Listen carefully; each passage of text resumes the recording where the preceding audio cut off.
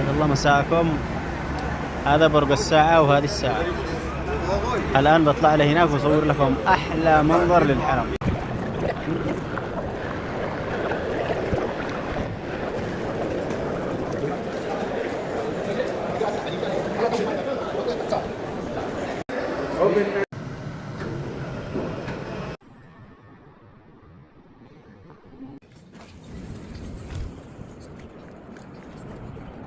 وهذه الشرفة المطلة على الكعبة والحرم. يا سلام سلام.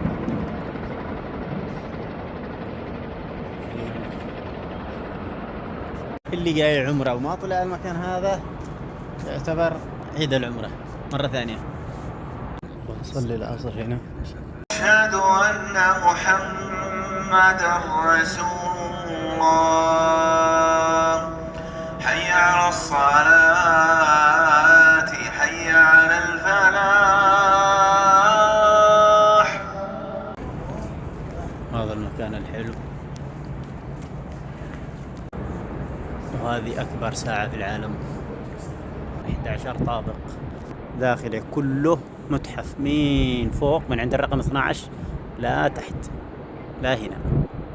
بس ممنوع التصوير فيديو داخل، بس بحاول أنا أسرق بعض الفيديوهات. وهذه الساعة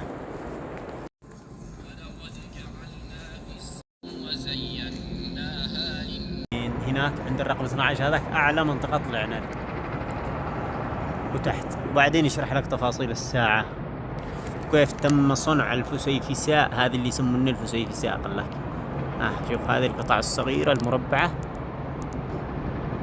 على كلامهم داخل إني من ذهب ومغطى بالزجاج.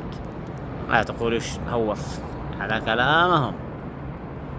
كلامهم. فأنتم تخيلوا معي حجم الذهب وحجم الفسيفساء. بس مش عارف إن عملوا موزع من المكان هذا كامل. هذا قد جنان والله. أو للساعة، ممكن للعقارب حق الساعة. شو نمشيها؟ العقرب هذا لحاله حق الساعة 21 متر، العقرب الكبير. والعقرب الصغير حق الساعات اللي هو حق الدقائق 21 متر، واللي هو حق الساعات 17 متر. شيء من الخيال. طبعا هنا في أعلى برج الساعة في زي هذه النواظير تواجدها، هنا واحد هناك واحد. هذا الناظر أول ما تحط على الكعبة مثلا، شوف يطلع لك بعض الشروحات وبعض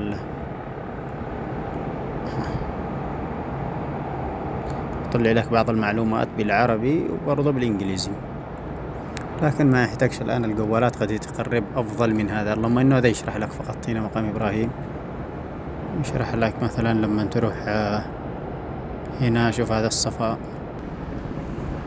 احنا مش محتاجين معانا جوال يقرب لي عند الحجر الأسود.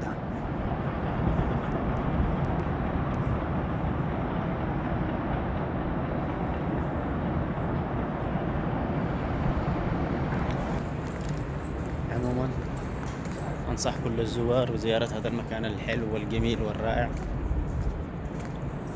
مش حتندم خالص على مسؤوليتي.